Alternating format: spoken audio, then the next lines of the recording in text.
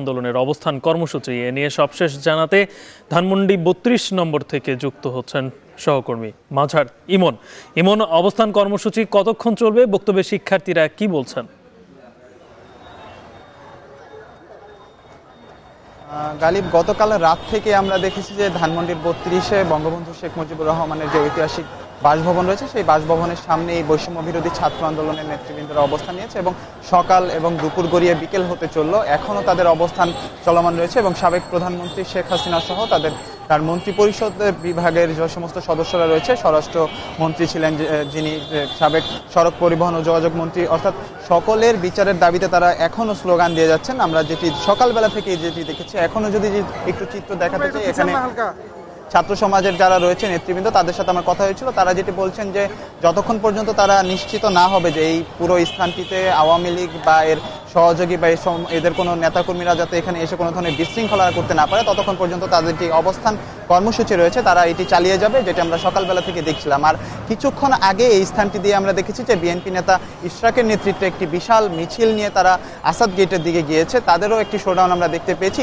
যারা রয়েছে ছাত্র জনতা, তাদের সাথে তারা এক প্রকারের সংহতি প্রকাশ করে তারা এই মিছিলে তারা যোগ দিয়েছে। দেখেছি নানান ধরনের স্লোগান দিয়েছে। সেই স্লোগান এখনও এই ধানমন্ডি ৩২-এর সামনে চলমান রয়েছে। তারা যেটি বলছেন যে তাদের যে মূল উদ্দেশ্য যে এই 15 আগস্টকে কেন্দ্র করে যাতে কোনো ধরনের বিশৃঙ্খলা যাতে তৈরি করতে না পারে, সেই জন্য তাদের এই অবস্থান কর্মসূচি রয়েছে। এবং আমরা যদি একটু সড়কে যানবাহন চলাচলের কথা যদি বলতে চাই, তাহলে দেখতে পাচ্ছি যে সড়কে যানবাহন চলাচল করছে, তবে কিছুটা ধীরগতি রয়েছে এবং যেই লম্বা যে সারি রয়েছে যানবাহনের, সেটি দীর্ঘায়িতই হচ্ছে, যেহেতু ছাত্র জনতার অবস্থান রয়েছে ধানমন্ডির ৩২-এর মূল সড়কের দুই পাশে আমরা দেখেছি। পাশাপাশি আরেকটি কথা বলে রাখতে চাই, যেহেতু নিরাপত্তা নিশ্চিতের কথা ছাত্র জনতা বলছে, সেক্ষেত্রে আমরা দেখেছি যে বিশেষ করে ব্যক্তিগত যে সমস্ত যানবাহন রয়েছে সেই যানবাহনের এক প্রকারের তারা তল্লাশি চালাচ্ছে এবং অনেকের আমরা দেখেছি যে মোবাইল ফোন তাদের চেক করছে যে কোনো ধরনের তারা কোনো পরিকল্পনা করে ধানমন্ডি ৩২-এর দিকে আসছে কিনা। আর সকাল থেকে দুপুর পর্যন্ত আমরা যতটুকু জানতে পেরেছি 10 থেকে 12 জনের মতো লোককে ছাত্র জনতা আটক করে সেনাবাহিনী এবং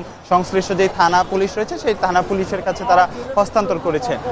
সব মিলে বলা যায় যে এবার একটি ভিন্ন পরিবেশে আওয়ামী লীগের যে নেতা এবং প্রয়াত রাষ্ট্রপতি বঙ্গবন্ধু শেখ মুজিবুর রহমানের শাহাদাত বার্ষিকী পালন করছে দলটি। সেই ক্ষেত্রে এই ধানমন্ডি ৩২-এর যে পরিবেশ, এখন পর্যন্ত ছাত্র জনতার নিয়ন্ত্রণে রয়েছে পুরো এলাকা। এরকম কতক্ষণ থাকতে পারে এবং থাকবে সেই বিষয়টি ছাত্র জনতা যেটি বলছে যে নিরাপত্তাজনিত কারণে তারা এখানে অবস্থান নিয়েছে এবং নিরাপত্তা নিশ্চিত করেই তারা এখানে থাকবেন।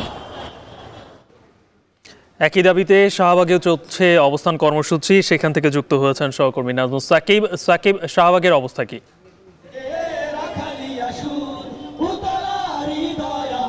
গালিব, আমরা গতকালকেই কিন্তু দেখেছি যে শাহবাগে একটি সম্প্রীতি সমাবেশ হয়েছিল। সেখান থেকেই বৈষম্য বিরোধী ছাত্র আন্দোলনের নেতারা কিন্তু ঘোষণা করেছিলেন যে 15 আগস্ট ঘিরে তারা বিভিন্ন জায়গায় কিন্তু অবস্থান নেবেন।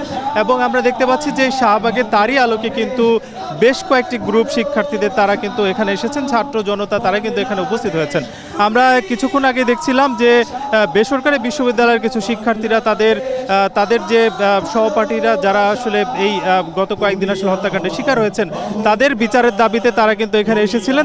তাদের যে দাবি যে বেসরকারি বিশ্ববিদ্যালয় সহ অন্যান্য যেই বিশ্ববিদ্যালয় কিংবা শিক্ষার্থী যারা নিহত হয়েছেন তাদের যাতে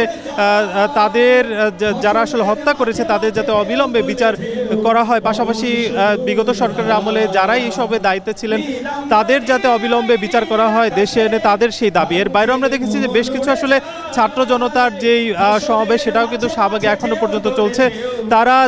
তারা আসলে মূলত কিছুক্ষণ পরপর গান গাচ্ছেন, বক্তব্য দিচ্ছেন এবং তারা নজর রাখছেন যে আসলে কোনো ধরনের অপ্রীতিকর ঘটনা যাতে না ঘটে এবং এর জন্যই কিন্তু তারা কিছুক্ষণ পরপর শাহবাগ মোড় সহ ঢাকা বিশ্ববিদ্যালয় এলাকাগুলোতে তারা কিন্তু আসছেন এবং তারা সার্বক্ষণিক কিন্তু নজর রাখছেন।